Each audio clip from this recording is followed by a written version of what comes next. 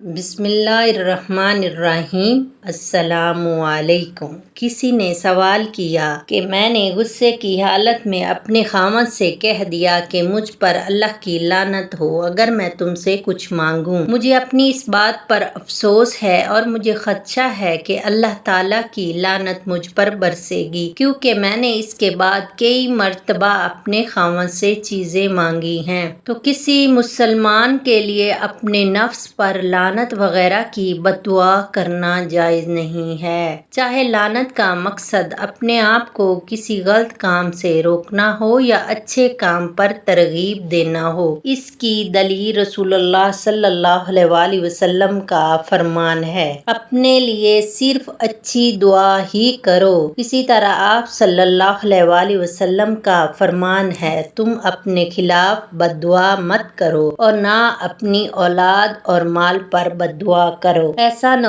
ہو کہ تمہاری بد دعا قبولیت کے وقت ہو جائے اور اللہ تعالیٰ تمہاری بد دعا قبول کر لے۔ یہی مفہوم علماء کرام اللہ تعالیٰ کے اس فرمان کی تفسیر میں بیان کرتے ہیں۔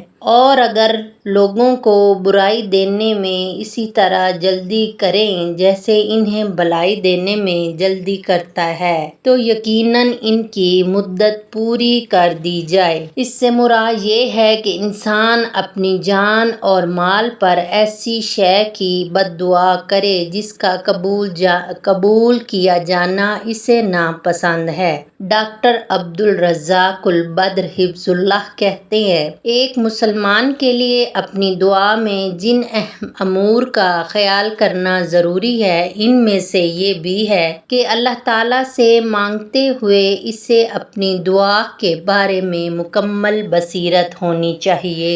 جلد بازی مت کرے، اپنی حاجت روائی جلدی سے کرنے کا مطالبہ مت کرے بلکہ اپنے معاملات میں اچھی طرح سوچ بچار کرے، حقیقی خیر کے متعلق جاننے کے بعد اسے مانگے، اور جن چیزوں سے پناہ مانگنا ضروری ہے ان سے پناہ مانگے، اسی لیے کہ بہت سے لوگ غصے تنگی میں اپنے لیے یا اپنی اولاد اور مال پر بد دعا کر بیٹھتے ہیں، اور یہ اس وقت ہوتا ہے جب انسان جلد بازی سے کام لے، نتائج کو پرکھے بغیر پیش قدمی کر لے۔ چنانچہ آپ پر لازمی ہے کہ اس قسم کی بد دعا کرنے پر توبہ استغفار اور ندامت کا اظہار کریں، اپنے خاوند کی مکمل اطاعت کرنے کی کوشش کریں، 6 کاموں میں ان کی اطاعت کریں، لڑائی جھگڑے اور تو تکرار سے بچیں، اپنے خاوند کے لیے کثرت کے ساتھ دعا کریں، آپ کو اس کا اجر اللہ کے پاس لازمی ملے گا۔